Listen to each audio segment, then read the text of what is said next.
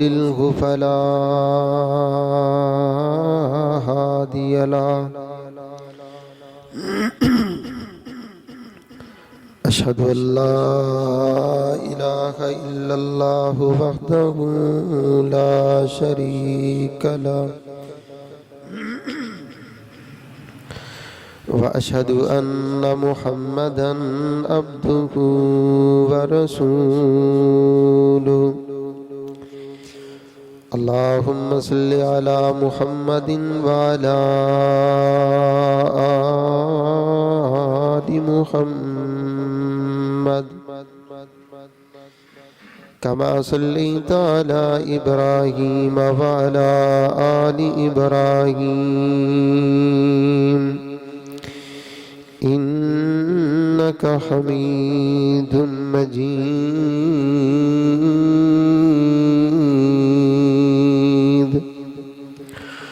اللهم بارك على محمد وعلى آل محمد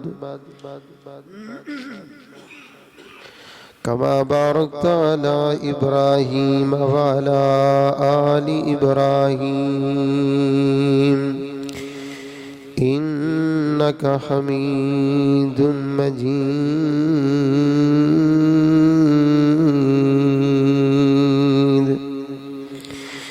يا أيها الذين آمنوا اتقوا الله حق تقاته ولا تموتن إلا وأنتم مسلمون يا أيها الذين آمنوا اتقوا الله وقولوا قولا سديدا يصلح لكم أعمالكم ويغفر لكم ذنوبكم ومن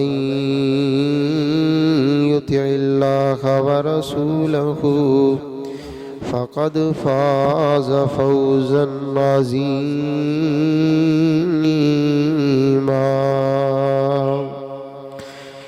يا أيها الناس اتقوا ربكم الذي خلقكم من نفس واحدة وخلق منها زوجها وبث منهما رجالا كثيرا ونساء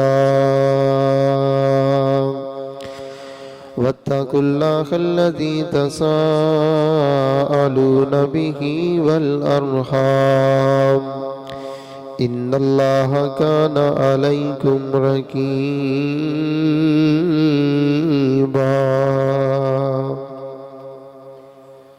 أما بعد فأعوذ بالله من الشيطان الرجيم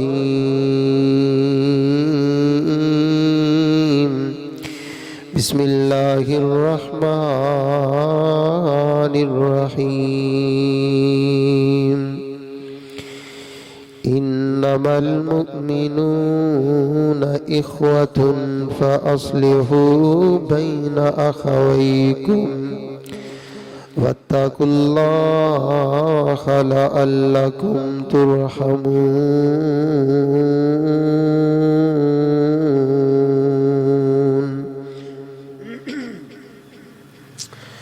وقال النبي صلى الله عليه وسلم حق المسلم على المسلم خمس رد السلام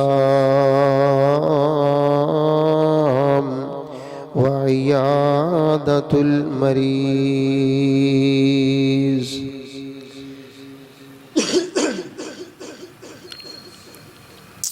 نہایت ہی مختصر حمد و ثنا کے بعد درود و سلام سید الاولین والآخرین امام الانبیاء والمرسلین امام اعظم قائد اعظم امام الانبیاء نجر بطحا زینت کعبہ جناب محمد رسول اللہ صلی اللہ علیہ وآلہ وسلم کی ذات ببرکات پر ہو۔ مسلمانوں کا آپس میں گہرا تعلق اس قدر ہے کہ اللہ تعالیٰ نے ایک مسلمان کو دوسرے مسلمان کا بھائی قرار دیا ہے۔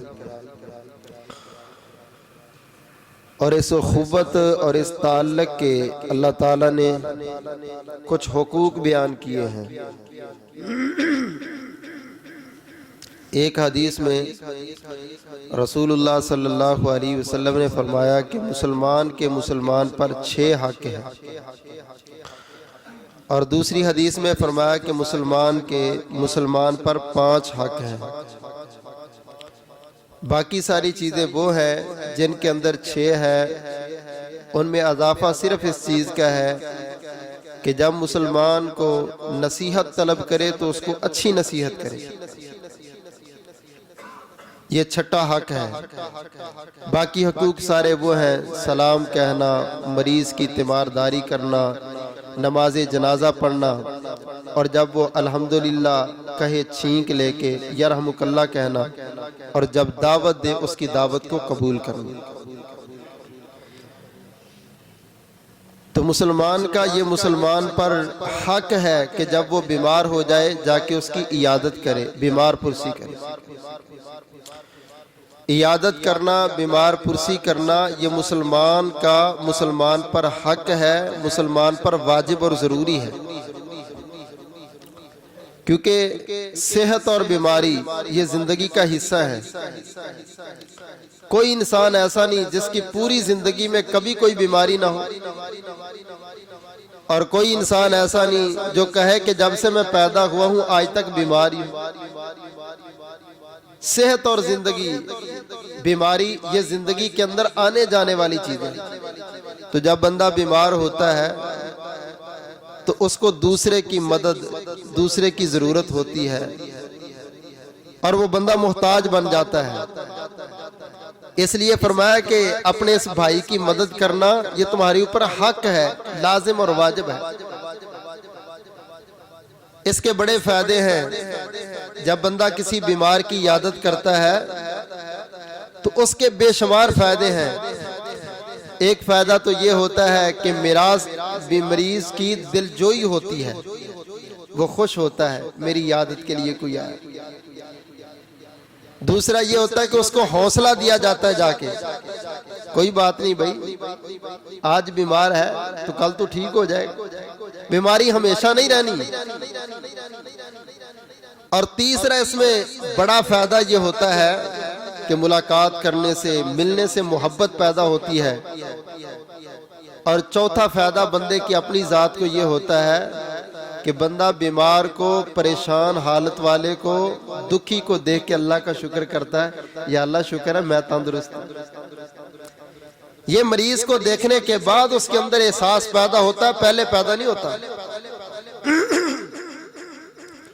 جب مریض کو دیکھتا ہے یہ ہسپتال میں پڑا ہوا، اس بیچارے کو 4 سال ہو گئے، اس کو 10 سال ہو گئے، اس کی زندگی ہسپتال میں گزر گئی، اللہ کا کتنا شکر ہے کہ میں سلامت ہوں، میں صحت والا ہوں، میں چلتا پھرتا ہوں، یہ نبینا ہے میں دیکھ سکتا ہوں، یہ لنگڑا ہے میں چل سکتا ہوں۔ انسان کے دل میں شکر کا مادہ پیدا ہوتا ہے جب بندہ کسی بیمار کی عیادت کرے۔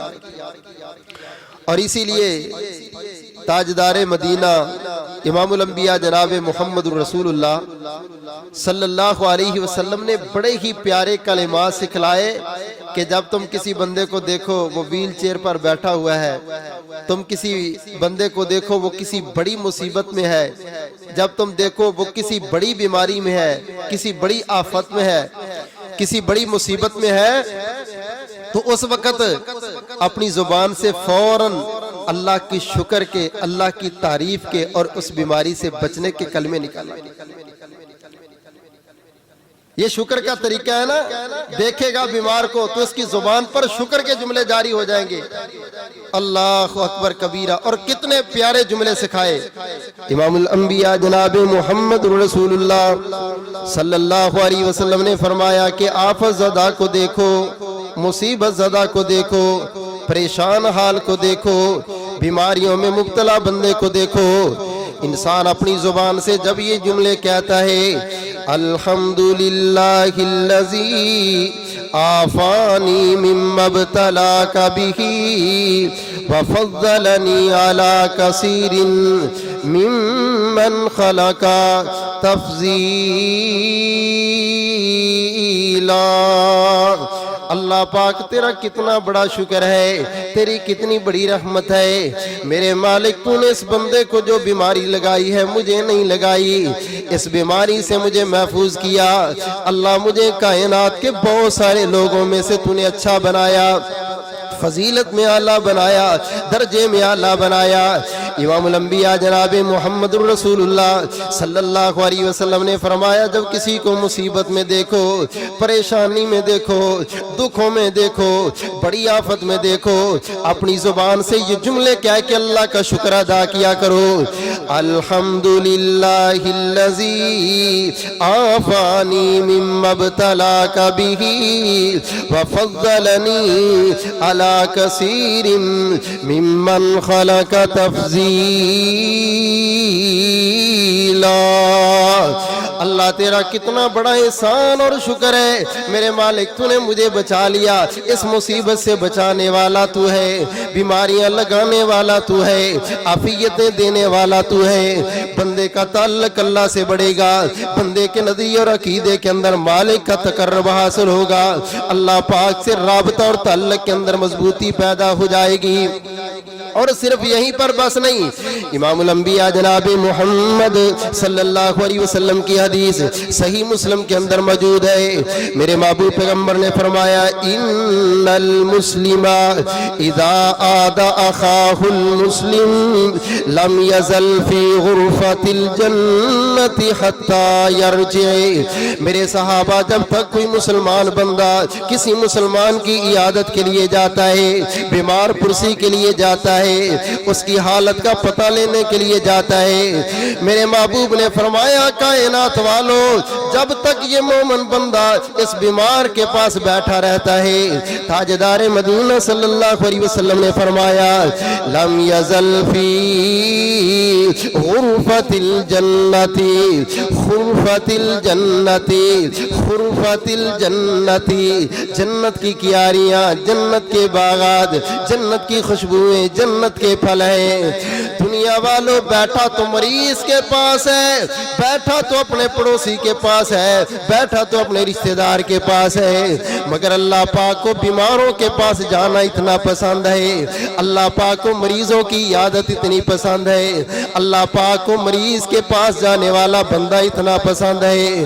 میرے محبوب نے فرمایا، کائنات والوں، یہ بندہ مریض کے پاس نہیں، بلکہ میرے محبوب نے فرمایا، سن لو، یہ بندہ تو جنت کی کیاریوں میں بیٹھا رہتا ہے۔ جب تک مریض کے پاس بیٹھے گا، جنت کے پھلوں میں بیٹھا ہے، جنت کی کیاریوں میں بیٹھا ہے۔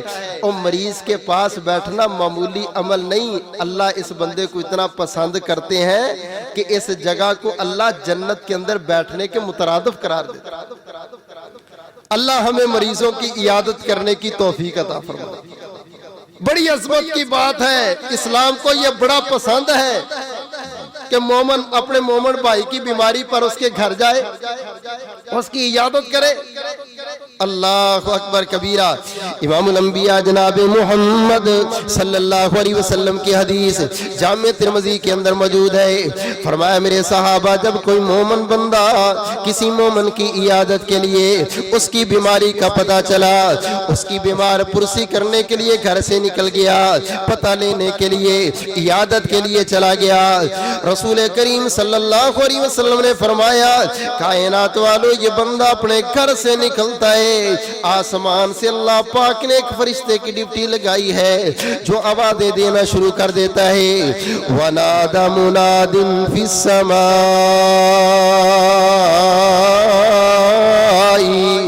آسمان سے فرشتہ ایک آواز دیتا ہے، وہ کہتا، عزیز کالونی میں چلنے والے، اپنے گھر سے نکلنے والے، وہ سرگودے کے باسیوں سن لو، اپنے گھر سے تو نکلے گا، فرشتہ آسمان سے آوازیں دے کے کہتا ہے، اللہ کے بندے تیرا چلنا مبارک ہو، اللہ کے بندے تیرا قدم اٹھانا مبارک ہو۔ اللہ کے بندے تیرے اس راستے میں جانا مبارک ہو. تو مریض کی عیادت کے لیے چلا ہے, مریض کی خیر خبر لینے کے لیے چلا ہے. اللہ اکبر کبیرہ. وَتَبَوَّأْتَ مِنَ الْجَنَّةِ مَنْزِلًا, فرشتہ کہتا چلا چلنا مبارک, قدموں کو اٹھنا مبارک, اس راستے پہ جانا مبارک. وَتَبَوَّأْتَ مَنْزِلًا, تو نے ایسی پیاری جگہ کو پکڑا ہے, تو ایسی جگہ پر پہنچنے لگا ہے. وَتَبَوَّأْتَ مِنَ الْجَنَّةِ مَنْزِلًا, اللہ کے بندے یہ تیرا جانا اللہ کو اتنا پسند ہے کہ تو ایسا کام کر رہا ہے جس کی وجہ سے تو نے جنت میں اپنا گھر بنوا لیا.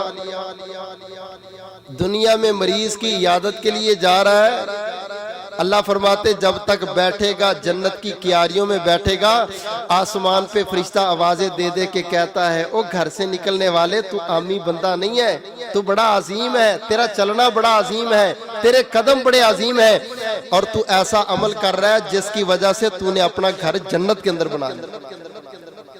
اللہ اکبر کبیرہ. عظمت دیکھو, مریض کی عیادت کرنی ہے. ہمارے نزدیک عمل کتنا چھوٹا ہے, لیکن اللہ اس عمل کو کتنا بڑا عمل سمجھتا ہے. مسلمان کی سینے میں محبت کو لے کے, پیار کو لے کے یہ گھر سے نکلتا, فرشتہ اس کو مبارکیں دے رہا ہے. یہیں پر بس نہیں, امام الانبیاء جناب محمد رسول اللہ صلی اللہ علیہ وسلم کی صحیح حدیث جامع ترمذی کے اندر موجود ہے. میرے محبوب پیغمبر نے فرمایا ما من مسلم یعود مسلما غدوة الا صلی علیہ 70,000 ملک حتی یمسیا. کائنات والو, جب کوئی بندہ کسی مریض کی عیادت کے لیے صبح صبح اپنے گھر سے نکلتا ہے, یہ جا کے مریض کی عیادت کر کے واپس آ جاتا ہے, یہ تو واپس آ گیا, 70,000 فرشتے کو اللہ نے مقرر کر دیا. میرے بندے نے صبح مریض کی عیادت کی تھی, 70,000 فرشتہ صبح سے لے کے شام تک اس بندے کے لیے دعائیں ہی کرتا رہتا ہے. 70,000 فرشتہ اللہ اس ڈیوٹی پر لگا دیتا ہے, اس کے پروٹوکول میں, اس کے لیے دعائیں کرنے میں, جس بندے نے صبح صبح مریض کی جا کر کے عیادت کر. اللہ اکبر کبیر. اور اگر شام کو کر لیتا ہے تو 70,000 فرشتہ صبح تک اس کے لیے دعائیں کرتا رہتا ہے. ہم نے کسی نیک بندے سے دعا لینی ہو تو بندہ کتنے جتن کرتا ہے, یہ خدمت کر لو, وہ کام کر لو, یہ کام کر لو تاکہ دعا مل جائے. وہ بندوں کی دعا ہے, اس بندے کی عظمت کا کیا عالم ہے جس کے لیے 70,000 فرشتہ میرے رب نے لگا دیا دعائیں کرنے. اللہ نے ڈیوٹی لگا دی, یہ مجھے اتنا پسند ہے, یہ مجھے اتنا پیارا ہے, یہ اپنے مومن بھائی کی عیادت کے لیے جا رہا ہے, اپنے پڑوسی میں بیمار کی عیادت کے لیے جا رہا ہے, اپنے محلے میں کسی مریض کی عیادت کے لیے جا رہا ہے. اور اس کو یہ نہ سمجھا کرو میں فارغ ہوں, میں ویلا ہوں, جناب جو بیمار ہوں میں نے اس کی عیادت کے لیے جانا ہے, کوئی میری عیادت کے لیے آئے گا تو تب میں جاؤں گا. نہیں نہیں, اللہ کی قسم یہ عمل اتنا عظیم ہے, اس عمل میں دنیا والوں کے مقابلے نہ کیا کر, بلکہ اپنے رب کو راضی کرنے کے لیے دیکھ تو کتنی عظمت والا بن جائے گا جس دن تو کسی مریض کی عیادت کرے. جب تک بیٹھے گا جنت کی کیاریوں میں, جب گھر سے نکلے گا فرشتے کی بشارتیں اور دعائیں لے گا, اور جب عیادت کر کے گھر میں واپس آئے گا تو اس وقت سے فرشتے 70,000 شام تک اس کے لیے دعائیں کرتے ہیں. اللہ ہم سب کو یہ فضیلت نصیب فرما دے. اللہ اکبر کبیرہ. مومن مسلمان کا مومن پر حق کیا ہے کہ اس کی عیادت کرے, اس کی بیمار پرسی کرے. اگر اس کی بیمار پرسی نہیں نہ کرتا, اس کی عیادت نہیں کرتا تو اللہ ناراض ہو جاتا ہے. ایک عمل یہ ہے کہ صرف فضیلت ملے, لیکن دوسری سختی اور وعید یہ ہے کہ اللہ ناراض ہو جاتے ہیں. اگر کوئی بیمار کا پتہ چلا ہے اور اس نے اس کی عیادت نہیں کی، یہ اس کی خبر لینے کے لیے نہیں گیا، تو اللہ کو اس بندے سے ناراضگی ہے، اس بندے سے غصہ ہے، اللہ کو یہ بندہ اچھا نہیں لگتا۔ میں نہیں کہتا، حدیث قدسی ہے، امام الانبیاء جناب محمد صلی اللہ علیہ وسلم نے فرمایا، صحیح مسلم کے اندر حدیث موجود ہے، تاجدار مدینہ نے فرمایا، ان اللہ تعالی یقول یوم القیامت، کائنات والوں قیامت کا دن ہوگا، اللہ تعالیٰ اپنے بندوں کو سامنے کھڑا کریں گے، بندوں سے حساب و کتاب لیں گے، بندوں سے ملاقاتیں کریں گے، بندوں سے اللہ تعالیٰ ہم کلام ہوں گے۔ اللہ ذوالجلال ایک بندے کو فرمائیں گے، یا ابن آدم مرضت فلم تعدنی، اے اولاد آدم میں دنیا میں بیمار تھا، تو نے میری عیادت کیوں نہیں کی؟ میں دنیا میں مریض تھا، تو نے میری عیادت کیوں نہیں کی؟ قال یا ربی کیف اعودک، اے میرے اللہ میں تیری عیادت کیسے کرتا؟ وانت رب العالمین، اللہ تو ساری کائنات کا پالنہار ہے، ساری کائنات کو بنانے والا، ساری کائنات کے نظام کو چلانے والا، اللہ پاک تجھ پر بیماریاں کیسی، تجھ پر مرضیں کیسی، اور میں گنہگار بندہ رب تیری عیادت کرنے کے لیے کیسے آتا؟ اللہ تیری تو اتنی شانیں ہیں، اتنی عظمتیں ہیں، تو اپنے بارے میں خود ہی تو اعلان کرتا ہے، اللہ لا الہ الا ہو الحی القیوم لا تأخذہ سنۃ ولا نوم، اللہ پاک تجھے تو نیند بھی نہیں آتی، تجھے تو اونگ بھی نہیں آتی، میرے مالک بیماریاں تو دور کی بات ہے، تیرے قریب تو اونگ اور نیند بھی نہیں آتی۔ اللہ ذوالجلال تیری بڑی عظمتیں، بڑی شانیں، مالک کائنات میں بندہ ہو کے تیری عیادتیں کیسے کر لیتا؟ میرے محبوب پیغمبر جناب محمد رسول اللہ صلی اللہ علیہ وسلم نے فرمایا، خالق کائنات اپنے بندے سے کہیں گے، او میرے بندے تو کہتا ہے میری عیادت کیسے کرتا، میری ملاقات کیسے کرتا؟ اما علمت ان عبدی فلانا مریض فلم تعدنی، اے میرے بندے مجھے یہ تو بتا، تیرے محلے میں فلاں بندہ بیمار تھا، فلاں بندہ مریض تھا، فلاں بندہ بیمار ہو گیا تھا، تو اس کی عیادت کے لیے نہیں گیا؟ اما علمت انک لو عدتہ لوجدتنی عندہ، میرے بندے اگر تو اپنے اس پڑوسی کی عیادت کے لیے جاتا، اپنے اس بھائی کی خبرگیری کے لیے جاتا، میرے بندے تو اس کی عیادت کرتا تو مجھے بھی اس کے پاس ہی پاتا۔ مجھے یہ عمل اتنا پسند تھا کہ تو اس کی عیادت کرتا، گویا کہ تو مریض کے پاس نہیں، میں رب کی ملاقات کے لیے۔ مریض کی عیادت نہیں کرے گا تو قیامت والے دن خالق کائنات سے اس پر اعتراض کریں گے، میرے بندے میں بیمار تھا، تو میری عیادت کے لیے کیوں نہیں آیا؟ مجھے تجھ پر یہ اعتراض ہے۔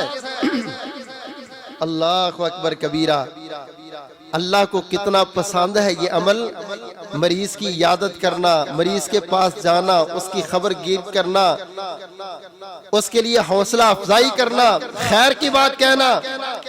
امام الانبیاء جناب محمد صلی اللہ علیہ وسلم آپ مریضوں کی عیادت کرتے، مسلمانوں کی بھی کرتے، بچوں کی بھی کرتے، بوڑھوں کی بھی کرتے، عورتوں کی بھی کرتے۔ آپ صلی اللہ علیہ وسلم اپنے تو اپنے بیگانے مشرکوں کی اور یہودیوں کے گھروں میں جا کے ان کی بھی عیادت کرتے۔ میرے نزدیک عیادت کس کی ہے؟ جو میرے گھر میں آتا ہے۔ یہ ہمارے بیمار ہونے پر نہیں آیا، ہم کیوں جائیں؟ رسول اللہ صلی اللہ علیہ وسلم تو مشرکوں کے گھر میں، یہودیوں کے گھر میں، وہ سب سے بڑا دشمن یہودی ہے نا، اس کے گھر میں بھی عیادت کے لیے جائے۔ ماں عائشہ رضی اللہ تعالیٰ عنہ فرماتی، میں تمہیں بتاتی ہوں کہ تاجدار مدینہ عیادت کرتے کیسے تھے، اور عیادت کا سنت طریقہ بھی سمجھ رہے ہیں۔ عیادت کرنے جانا تو اگلے بندے پر بوجھ نہیں بننا، 10 بندے اکٹھے ہو کے روٹی کا ٹائم ہے آؤ بھی عیادت کرنے جائیں، اس بیچارے کو اپنی بیماری بھول جائے، تمہاری پڑ جائے، کہ اب ان 10 بندوں کو کچھ نہیں کھلانا، تو پھر انہوں نے تانے دیتے رہنا، آئے تھا تیرا پتہ لینے کے لیے، تو نے تو چاہ بھی نہیں پوچھی ہم سے۔ اور بیمار کی عیادت کے لیے جائیں تو اس کے لیے کچھ لے کے جائیں، کھانے کے چکر میں نہ جائیں، وہ کچھ بھی نہ کھلائے، آپ تو اجر کے لیے جا رہے ہیں۔ مجھے بتاؤ، جنت کی کیاری میں آپ بیٹھے ہیں، فرشتے کی بشارتیں آپ کو مل گئی، 70,000 فرشتہ دعاؤں کے لیے آپ کو مل گیا، اور آپ کا آ کے کیا کہہ رہے ہیں؟ لو جی انہیں سانو چائے نہیں پیا۔ اللہ کے بندے، کتنا بڑا نیکیوں والا عمل تھا، ایک چائے کے کپ پر تو نے سب کچھ برباد کر دیا۔ نہیں نہیں، ایسا جملہ نہیں کہنا، عیادت کا سنت طریقہ بھی یاد رکھیں۔ اللہ اکبر کبیرہ۔ مسنون طریقہ کیا ہے عیادت کرنے کا؟ شرعی طریقہ کیا ہے؟ امام الانبیاء جناب محمد صلی اللہ علیہ وسلم کی اہلیہ ماں جی عائشہ رضی اللہ تعالیٰ عنہ فرماتی، تاجدار مدینہ جب کسی بیمار کے پاس جاتے، عیادت کے لیے جاتے، رسول کریم صلی اللہ علیہ وسلم اس کے پاس بیٹھ جاتے، اس کے سرہانے کے پاس بیٹھ جاتے، میرے محبوب پیغمبر اس کے جسم پر ہاتھ پھیرتے محبت سے، پیار سے، اور فرماتے اذہب البأس رب الناس واشفی انت الشافی لا شفاء الا شفاءک شفاء لا یغادر سقما۔ اللہ اس بندے کو ٹھیک کر دے، اللہ اس کی بیماریوں کو دور کر دے، اللہ اس کی پریشانیوں کو دور کر دے۔ مالک شفائیں تو تو ہی دینے والا، تیرے علاوہ اور کون شفا دے گا؟ اللہ شفا بھی اس کو ایسی دے دے کہ کبھی یہ بندہ بیمار نہ ہو۔ اللہ اکبر کبیرہ۔ ماں جی فرماتے تاجدار مدینہ آ کے مریض کے پاس بیٹھتے، اس کے جسم پر محبت سے ہاتھ پھیرتے اور دعا کرتے، اذہب البأس رب الناس واشفی انت الشافی لا شفاء الا شفاءک شفاء لا یغادر سقما۔ اللہ اکبر کبیرہ۔ عبداللہ بن عباس رضی اللہ تعالیٰ عنہ کہتے، میں رسول کریم صلی اللہ علیہ وسلم کے ساتھ تھا، ہم ایک مریض کی عیادت کے لیے گئے، میں نے دیکھا میرے محبوب پیغمبر نے جا کے اس کے سر پہ ہاتھ رکھا، اس کے ماتھے پہ ہاتھ رکھا، اور فرمانے لگے اسأل اللہ العظیم رب العرش العظیم رب العرش العظیم ان یشفیک۔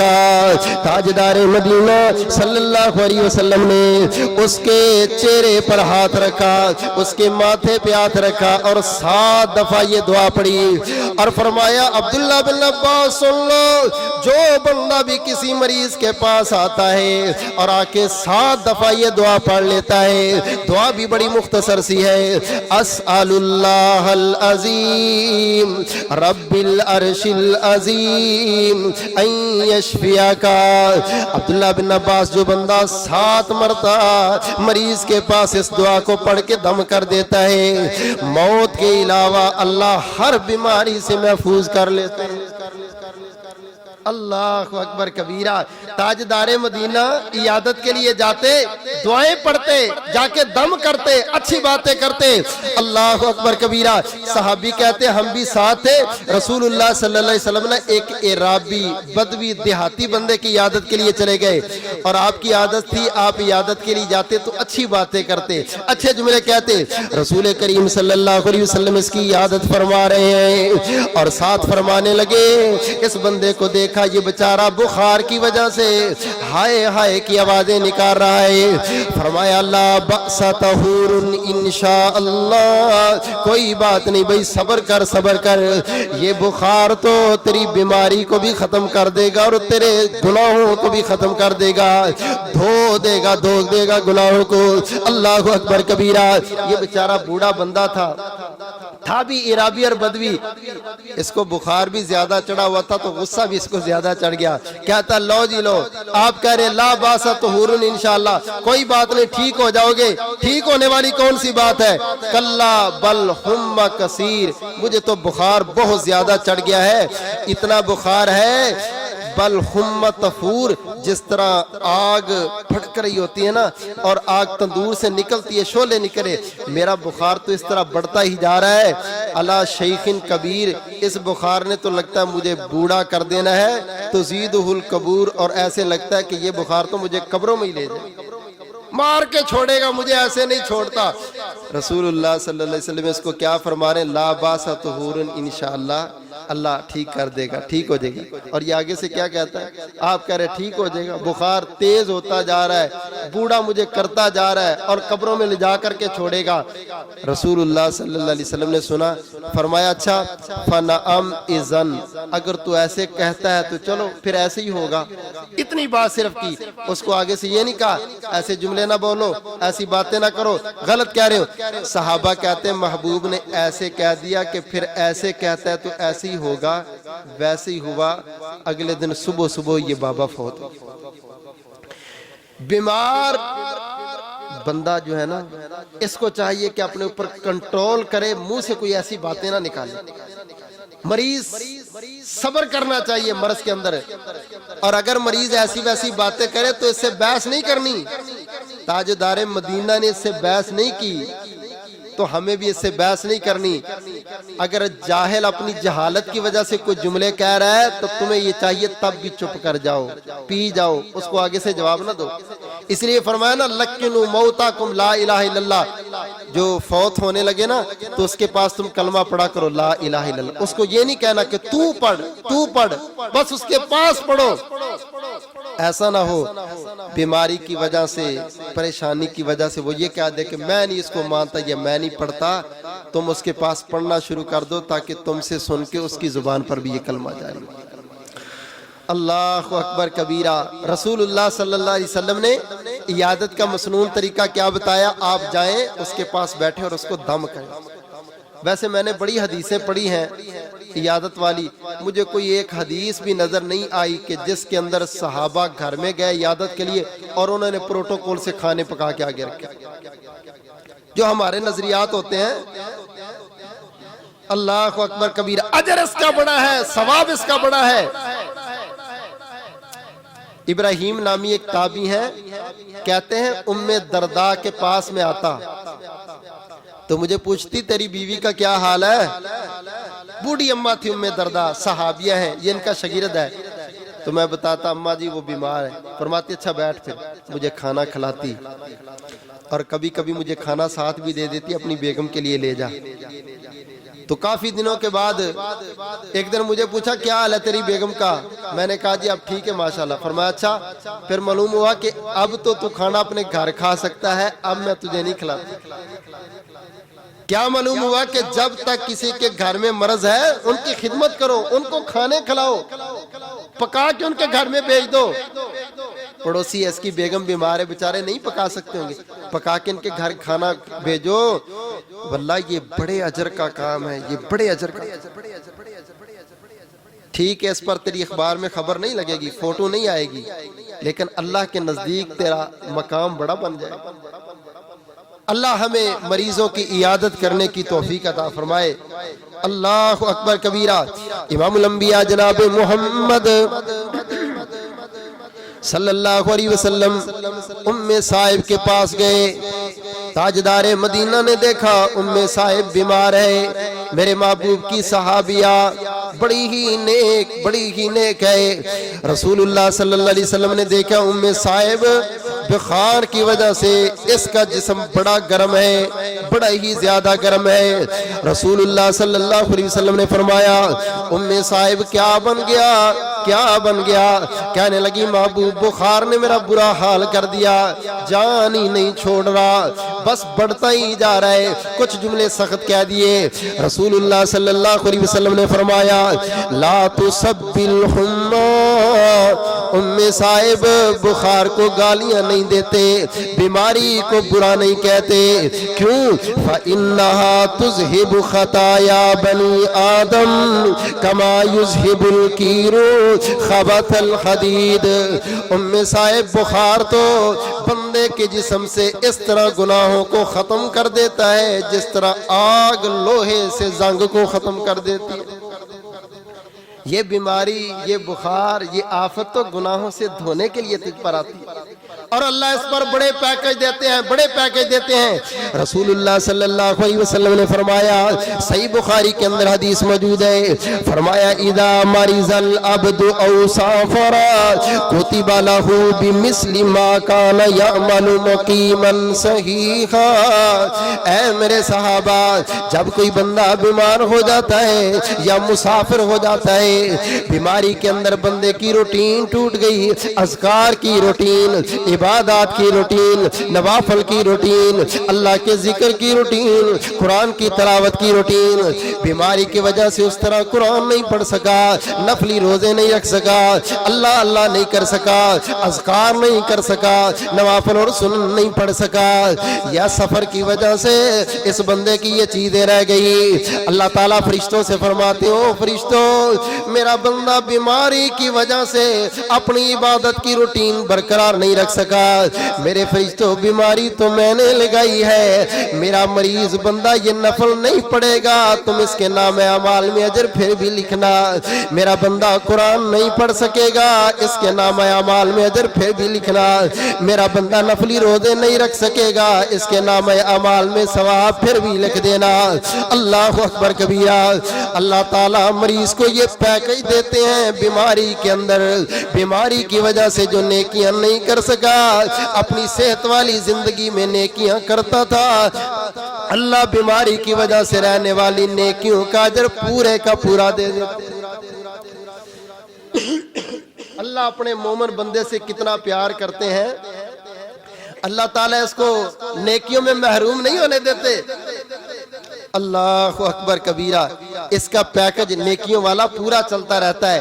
اللہ کو مریض اتنا پسند ہے، اللہ کو بیمار اتنا پسند ہے، اس لیے بیمار سے دعا لیا کرو، بیمار کے پاس جا کے نا اس کو دعائیں دیا کرو اور اس سے دعا لیا کرو، وہ اللہ کی رحمت کے قریب ہوتا ہے، اس کو کہا کرو ہم آپ کے لیے دعا کر رہے ہیں، آپ نے بھی ہمارے لیے دعا کرنی ہے۔ اللہ اکبر کبیرہ۔ اچھا، کسی کے اوپر بہت بڑی بیماری ہے، صرف پھیری نہیں جانا، چھوٹی بیماری پر بھی عیادت کے لیے جا سکتے ہیں۔ زید بن ارقم رضی اللہ تعالیٰ عنہ کہتے ہیں میری آنکھیں خراب ہو گئی، رسول اللہ صلی اللہ علیہ وسلم میری عیادت کے لیے آئے۔ پوچھا بھائی کیا بنا؟ میں نے کہا میری آنکھیں خراب ہو گئیں۔ فرمایا اچھا بھائی اللہ تعالیٰ تجھے صحت دے، اللہ تجھے صبر کرنے کی توفیق دے، اس پر صبر کرنا، انشاءاللہ اللہ اس کے بدلے میں تجھے جنت دے۔ خوش ہونے والی باتیں، اچھائی والی باتیں، اس کے پاس بیٹھ کے پیار محبت کی باتیں۔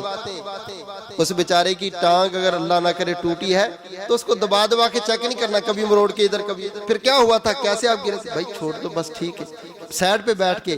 لازم نہیں ہے کہ اسی جگہ پہ ہاتھ لگانا ہے جس جگہ پر بیماری اس کو پریشانی ہے، یا پھر اس کے پاس بیٹھ کے ایسی باتیں کرنا۔ ہاں ہمارے محلے میں بھی ایک بندے کی ٹانگ ٹوٹی تھی، اسی طرح ایکسیڈنٹ ہوا تھا، بس اس کی تو ٹانگ انہوں نے پھر کاٹ ہی دی۔ ایسے جملے کہنا جس اس بیچارے کی اس مرض میں اور مصیبت بڑھ جائے، مرض بڑھ جائے، نہیں، حوصلے والی باتیں کرنی ہے، اچھائی والی باتیں کرنی ہے، بہتری والی باتیں کرنی ہے۔ خواتین کو زیادہ ہی بیماری ہوتی ہے، عیادت کے لیے چلی گئی، اوہو یہ ہو گیا ہے، وہ اچھی طرح سے پتہ کروانا، ٹیسٹ وغیرہ کروائیں، نہیں اچھی طرح سے ٹیسٹ کرواؤ۔ پچھلے دن ہمارے محلے میں ایک عورت تھی، ایسی بیچاری فوت ہو، لو جی جیسے ہی اس کو یہ کہیں گے نا تو وہ سمجھے گی کہ شاید یہ بیماری واقعتاً مجھے موت کا پیغام۔ اللہ اکبر۔ موت کا تو کسی کو پتہ نہیں ہے، کسی کے کہنے سے موت نہیں آتی۔ رسول اللہ صلی اللہ علیہ وسلم کے زمانے میں ایک بندہ فوت ہو گیا، صحیح سلامت تھا۔ آج تو ایسی اموات بہت زیادہ ہیں، یہ جس کو ہم ہارٹ اٹیک کہتے ہیں، دیگر موتیں کہتے ہیں۔ رسول اللہ صلی اللہ علیہ وسلم کے زمانہ میں بندہ فوت ہو گیا، کوئی اس کو بیماری نہیں تھی، اچانک فوت ہو گیا۔ تو ایک صحابی کہنے لگا یہ کتنا خوش نصیب تھا، دیکھو جی نہ بیمار ہوا، نہ چارپائی پہ پڑا، ویسے ہی فوت ہو گیا۔ آپ صلی اللہ علیہ وسلم کو پتہ چلا، فرمایا وہی حقا، وہ تیرے لیے تباہی ہو، یہ کیسے جملے تو کہہ رہا ہے؟ یہ جو بیماری ہے یہ تو گناہوں کو مٹانے کے لیے آتی ہے، یہ تو موت کی یاد دلانے کے لیے آتی ہے، یہ تو اللہ سے تعلق بنانے کے لیے آتی ہے۔ بیماری مصیبت آ جائے، اس بیماری مصیبت کو یہ سمجھنا کہ یہ میرے لیے موت کا پیغام لے کے آئی ہے، بیماری کے اندر اپنی وصیت لکھا کرو. ویسے تو صحت والی زندگی میں بھی لکھنی چاہیے، لیکن اگر بندہ بیمار ہو گیا تو یاد رکھو جیسے ہی بیماری آئی ہے فوراً پہلا کام یہ کرو کہ اپنی وصیت لکھو. اور وصیت کیا ہے؟ میں نے اتنے پیسے کسی سے لیے ہیں، اتنے کسی کو دینے ہیں، فلاں بندے کے ساتھ میرا یہ معاملہ ہے، فلاں بندے کے ساتھ یہ معاملہ ہے، اس کو لکھ لو. یا اپنے گھر والوں سے متعلق اور کوئی کرنی ہے، اس بچے کا ہمارا رشتہ فلاں جگہ پہ میں چاہتا ہوں کرو، اس بچے کو یہ بناؤ، یہ کرواؤ. یہ ساری چیزیں تیری ڈائری میں لکھی ہونی چاہیے. بے شک اپنے پاس محفوظ رکھ، بعد میں اللہ سے دے دے، کاٹ کے نئی چیزیں لکھ سکتے، کوئی ایسی بات نہیں. مگر وصیت کا حکم ہے کہ تم میں سے ہر بندے کو چاہیے کہ اپنی وصیت لکھ کے رکھے. واللہ وصیت لکھنے کے لیے بیٹھو، آدھے ٹھیک ہو جاؤ گے، آدھے. وصیت کب بندہ لکھتا ہے؟ جب اس کو ہوتا ہے کہ یہ میں لکھ کے جان مرنے لگا ہوں. یہ میرے پچھلے پڑھیں گے اس کو. اللہ اکبر کبیرہ. اور بیمار کو چاہیے دیکھ لے میرے کوئی روزے تو نہیں رہتے، اگر روزے رہتے ہیں تو جلدی سے خود رکھ لے، اگر خود نہیں رکھ سکتا تو وہ رسا کو رکھوائے. ان کو بتا دے بھئی اگر میں فوت ہو جاؤں میرے فرضی اتنے روزے رہتے ہیں وہ تم نے رکھنے. اور مریض کو چاہیے اپنی زندگی میں بیماری آ گئی ہے تو فوراً تاخیر نہ کرے. بھائی سے لڑا ہے، بہن سے لڑا ہے، چاچے سے لڑا ہے، مامے سے لڑا ہے، پڑوسی سے لڑا ہے، ادھر والے سے لڑا ہے، ادھر والے سے لڑا ہے، ان کے گھر چلا جائے یا ان کو اپنے پاس بلا لے اور بلا کے کہے کہ اللہ کے لیے مجھ سے اگر زیادتی ہوئی ہے تو مجھے معاف کر دو. زندگی کا نہیں پتا، موت کے علامت جو ہے وہ بیماری ہے اور بیماری میرے پاس ہے. اس سے پہلے کہ تیری چار پائی اٹھے تو دنیا تیری چار پائی کو اٹھاتے ہوئے روئے اور رو کے کہے کاش چاچے کو منا ہی لیتے، کاش اس بھائی کو منا ہی لیتے، کاش اس ہمشیرہ کو منا ہی لیتے. اللہ کی قسم پھر رونا کام نہیں آئے گا اور پھر چار پائی کو اٹھانے والوں کا رونا بھی کام نہیں آئے گا. تیرا تو معاملہ تمام ہو چکا ہوگا، تو اللہ کے پاس جا کے جتنا بھی پچھتائے کوئی فائدہ نہیں ہوگا. اللہ نے تجھے مہلت موت کے لیے مہلت بیماری کو بنا کے بھیجا ہے کہ یہ بیماری آئی ہے، اس بیماری کے اندر تو اپنے معاملات کو سنبھال. یہ بیماری مہلت بن کے آتی ہے اور یہ لازم نہیں کہ بوڑھے کے اوپر آئے، جوان پر نہیں آ سکتی. جس بندے کو بھی اللہ نے یہ مہلت دے دی ہے وہ یہ کام کر لو. باقی تو ہم میں سے ہر بندے کو چاہیے کہ وہ اپنی زندگی میں کسی کو ناراض نہ کرے، کسی سے تعلقات کو خراب نہ کرے. جتنی جلدی ہو سکے صلح کر لے، منا لے، جا کے ان کے پاس چلا جائے، صلح کی بھیک مانگ لے. لیکن اگر بیماری آ جائے تو بالخصوص اس بیماری کے اندر ان کاموں کو ہدف رکھنا ہے. سب سے پہلا کام کیا ہے؟ تم نے وصیت لکھنی ہے. اور دوسرا کام کیا کرنا ہے؟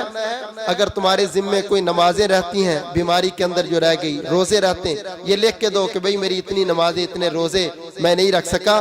اور یہ رسول اللہ صلی اللہ علیہ وسلم نے فرمایا ورثاء کے ذمے پہلی چیز یہ ہے کہ اس کی طرف سے نماز کو ادا کریں، اس کی طرف سے روزے ادا کریں جو اس کی زندگی میں رہ گئے. مرنے والے کے بعد کوئی روزے نہیں ہیں. جو زندگی میں روزے رہ گئے تھے وہ رکھنے پڑیں گے. جو زندگی میں نمازیں رہ گئی تھی، نمازوں کی قضا اس کیفیت میں نہیں ہے کہ نمازیں پڑھی جائیں، بلکہ نمازوں کا معاملہ یہ تھا کہ وہ تیمم کر کے اس کو اشارے سے نمازیں آپ پڑھا دیں، لیکن روزے اس کو رکھنے پڑیں گے. اس طرح قرض کا معاملہ ہے تو قرض اس کو ادا کرنا پڑے گا.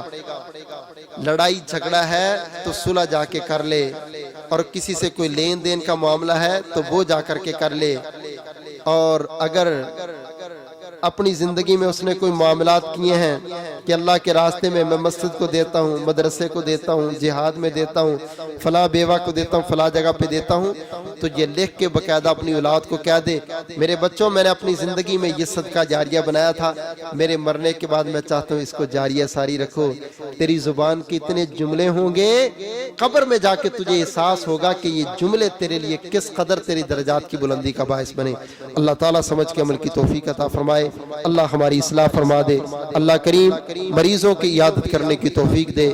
جو بھی مریض ہیں اللہ تمام کو شفاء کاملہ عاجلہ نصیب فرما۔ اللہ جو مقروض ہیں ان کو قرض ادا کرنے کی توفیق عطا فرما۔ اللہ کریم جن بچوں نے امتحان دیے یا دے رہے ہیں اللہ ان کو کامیابی نصیب فرما۔ جو مسلمان پریشان حال ہیں اللہ ان کی پریشانیاں دور فرما۔ جو کافروں کی قید میں اللہ ان کو رہائی نصیب فرما۔ اللہ ہمیں زندہ رکھنا ایمان پر، موت آئے شہادت والی مقبول موت نصیب فرمانا۔ آمین ثم آمین۔ وآخر دعوانا الحمدللہ۔